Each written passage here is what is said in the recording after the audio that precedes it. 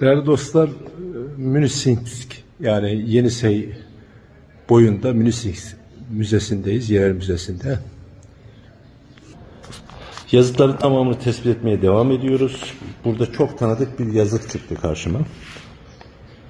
Bas Bey yazıtı. Ben bunu önceden biliyordum. Türk İş Devleti'ni yazarken.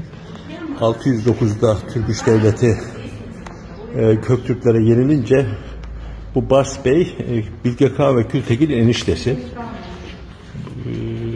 Türk İş Devleti'ni yönetmek üzere oraya atarlar. Fakat bu bağımsızlık ilan etmek isteyince 912'de, pardon yanlış söyledim, 712'de Bilge Kağan ve Gültekin bunu öldürürler. Bizzat Bilge Kağan Türk İş Devleti'nin yönetimini ele alır. Dede Korkut hikayesi de ondan sonra gelişir.